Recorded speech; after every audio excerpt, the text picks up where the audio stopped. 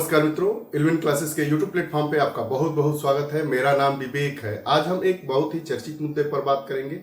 हम उस मुद्दे पर बात करेंगे जिसके तहत रेलवे में भर्तियां होती थी। रेलवे में भर्तियां मतलब रेलवे के उच्च पदों पर भर्तियां होती थी।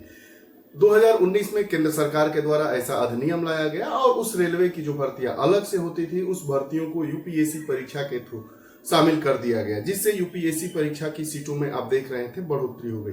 पुनः उस नियम में संशोधन करके 2019 के पूर्व वाली स्थिति को बहाल कर दिया गया है। तो इसके पीछे क्या निहितार्थ है, वह कौन सा नियम है, वह कौन सा संशोधन है और इसका क्या प्रभाव पड़ने वाला है, आइए इस मुद्दे पर हम बात करेंगे।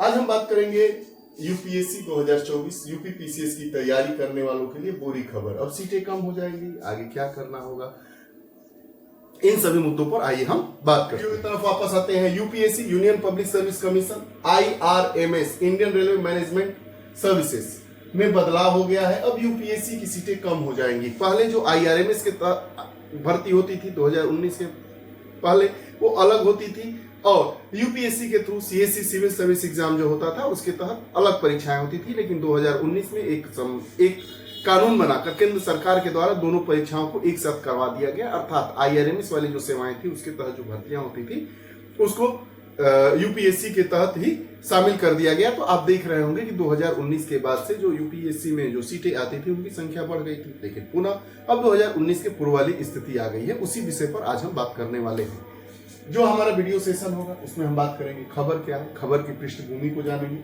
क्यों विलय किया गया, विलय के कारण क्या समस्याएं आने वाली है और इस निर्णय का क्यों विरोध हो रहा है। आइए पूरे सेशन में हम बात करते हैं। सबसे पहले खबर की।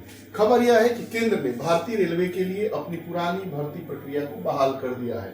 केंद्र ने अर्थात केंद्र सरकार, कहाँ की केंद्र सरकार, भारत की केंद्र सरकार ने जो भारतीय रेलवे के लिए जो पुरानी भर्ती प्रक्रिया थी उसी को रिन्यू कर दिया है 2019 के पूर्व वाली जो प्रक्रिया थी। अब इसके तहत यूनियन पब्लिक सर्विस कमीशन संघ लोक सेवा आयोग द्वारा आयोजित सिविल सेवा परीक्षा जो आयोजित की जाती थी, सिविल सर्विस एग्जाम और इंजीनियरिंग सेवा परीक्षा दोनों के माध्यम से रेलवे अधिकारियों की भर्ती की जाएगी। अब यह निर्णय 2019 के उस बदलाव को रद्द करता है जिसके तहत केवल सीएससी के माध्यम से ही भारतीय रेलवे प्रबंधन सेवा आईआरएमएस में भर्ती को सीमित कर दिया गया था।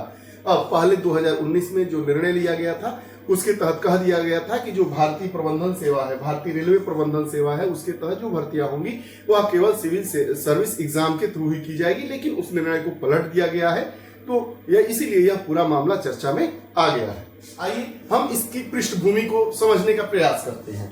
वर्ष 2019 की बात है। केंद्र सरकार मतलब भारत की सरकार ने विभिन्न रेलवे सेवाओं को मिलाकर आईआरएमएस का गठन किया था। आईआरएमएस जिसका पूरा फुल फॉर्म होता है इंडियन रेलवे मैनेजमेंट सर्विसेज, भारतीय रेलवे प्रबंधन सर्विसेज सेवा का गठन कर दिया था। कब किया गया था यह पूछा जाएगा, निश्चित पूछा जाएगा। इंपॉर्टेंट है कि आईआरएमएस का गठन कब किया गया था, तो वर्ष 2019 में।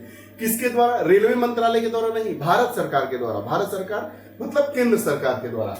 अब इसका लक्ष्य क्या तय किया गया था, इसका लक्ष्य क्या था, क्यों ऐसा किया गया था, क्यों आईआरएमएस का गठन किया गया था? इसके पीछे का लक्ष्य यह था कि संचालन को सुव्यवस्थित करना और विभागीयता को कम करना, जो डिपार्टमेंटलाइजेशन है उसको कम करना है और इस व्यवस्था को पूरे सही तरीके से सुव्यवस्थित सुंदर रूप से व्यवस्थित करना, इसके पीछे का लक्ष्य बताया जा रहा था।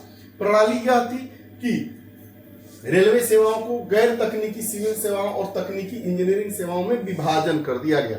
गैर तकनीकी सेवाएं में जो होती थी, रेलवे में दो तरीके की सेवाएं होती थी, एक टेक्निकल सर्विस, एक टेक्निकल सर्विसेज और एक नॉन टेक्निकल सर्विस।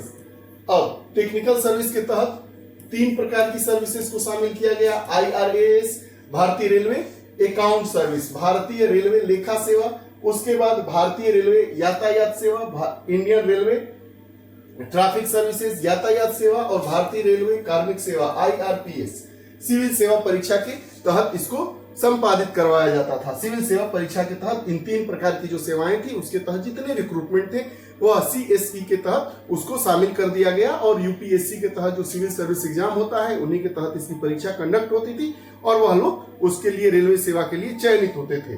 अब तकनीकी सेवाओं के अंतर्गत अगर हम बात करें, ये गैर तकनीकी सेवाओं में 3 प्रकार की सेवाएं थी, इसकी 3 शाखाएं थी। अब अगर हम तकनीकी सेवाओं की बात करें टेक्निकल सर्विसेज की बात करें तो तकनीकी इंजीनियरिंग जो सेवाएं थी उसमें उसकी 5 शाखाएं थी। भारतीय रेलवे इंजीनियरिंग सेवा, भारतीय रेलवे सिग्नल इंजीनियरिंग सेवा, भारतीय रेलवे मैकेनिकल सेवा और भारतीय रेलवे इलेक्ट्रिकल इंजीनियरिंग सेवा और भारतीय रेलवे स्टोर सेवा। यह ईएसई इंजीनियरिंग सर्विसेज जो होता था एग्जाम इंजीनियरिंग सेवा परीक्षा के तहत इसको शामिल कर दिया गया था। यह भी यूपीएससी ही कंडक्ट करवाता था, इसलिए यह इसकी पृष्ठभूमि है और इसकी यह प्रणाली विकसित की गई थी। प्रणाली यह विकसित की गई थी कि रेलवे में 2 प्रकार की सेवाएं होती थी, एक तकनीकी सेवा और एक गैर तकनीकी सेवा। रेलवे के संदर्भ में बात हो रही है तो गैर तकनीकी रेलवे सेवाएं और तकनीकी रेलवे सेवाएं। गैर तकनीकी रेलवे सेवाओं के तहत 3 प्रकार की सेवाएं थी, उसकी 3 शाखाएं थी, जिनका एग्जाम सीएससी के थ्रू करवाया जाता था, जो यूपीएससी ही कंडक्ट करवाता है। यूनियन पब्लिक सर्विस कमीशन के तहत जो सिविल सर्विस एग्जाम होता है उसके तहत इन तीनों सेवाओं को शामिल करके उस भर्ती प्रक्रिया को संपादित किया जाता था। और दूसरी जो तकनीकी सेवाएं थी उसके अंतर्गत 5 प्रकार की रेलवे की सेवाएं को शामिल किया गया, जो इंजीनियरिंग सर्विसेज एग्जाम होते हैं, इंजीनियरिंग सेवा परीक्षा होती है, वो भी यूपीएससी ही कंडक्ट कराता है, उसके थ्रू इसको शामिल किया जाता था। के कारण क्या समस्याएं आने वाली है? अब आईआरएमएस का और सीएससी का जो विलय है उसके कारण क्या है? तकनीकी अधिकारियों की कमी। यह बताया जा रहा है कि जो विलय के कारण क्या समस्याएं होंगी, जो तकनीकी अधिकारियों की कमी होगी, विलय के बाद तकनीकी सेवा अधिकारियों की कमी होगी, ऐसा बताया जा रहा है। रेलवे की जो ऑपरेशनल क्षमता है उसकी कमी तकनीकी विशेषज्ञता की कमी के कारण हो सकती है। जो रेलवे की ऑपरेशनल सेवा है, ऑपरेशनल दक्षता है, वह तकनीकी सेवा अगर नहीं होगी, तकनीकी अधिकारी नहीं होंगे तो उसके कारण इसकी दक्षता में कमी आ सकती है। सामान्यतावादी भर्ती। आईआरएमएस के माध्यम से भर्ती किए गए अधिकांश अधिकारी सामान्यतावादी थे, मतलब जनरलाइज थे, एक ही योग्यता वाले सभी अधिकारी होते थे आईआरएमएस के थ्रू, इसलिए यह बात कही गई। कोर इंजीनियरिंग संचालन के लिए उपयुक्त सभी उम्मीदवारों की कमी होगी।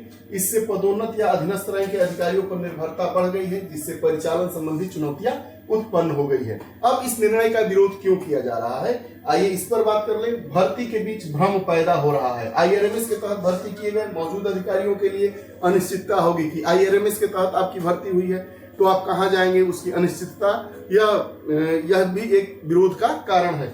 और दूसरा, विलय के रोल बैक के साथ उनके रोल और भविष्य की संभावनाओं के बारे में प्रश्न उठने लगे हैं और रेलवे कर्मियों के मनोबल में भी इससे कमी का सामना देखना पड़ सकता है। ये रहा पूरा मामला। क्या मामला है, यूपीएससी की सीटें क्यों कम हो जाएंगी? आपने समझा 2019 के पहले जो रेलवे में तकनीकी और गैर तकनीकी पदों की भर्ती होती थी वो अलग से होती थी। बाद में चलकर 2019 में एक संविधान संशोधन के द्वारा एक कानून बनाकर आईआरएमएस का गठन कर दिया गया, इंडियन रेलवे मैनेजमेंट सर्विस। उसके तहत 2 प्रकार की सेवाओं को शामिल किया गया, गैर तकनीकी रेलवे सेवाएं और तकनीकी रेलवे सेवाएं। गैर तकनीकी रेलवे सेवाओं के अंतर्गत 3 प्रकार की सेवाएं थी, उसको सीएससी में शामिल कर दिया गया था।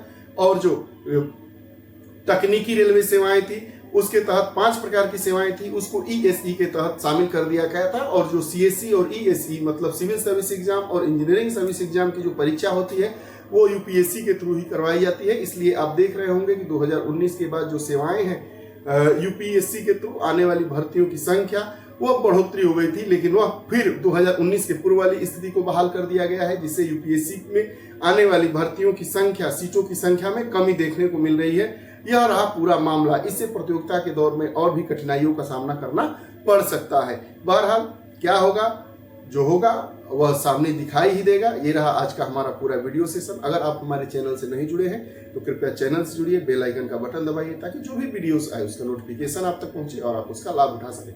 बहुत बहुत धन्यवाद।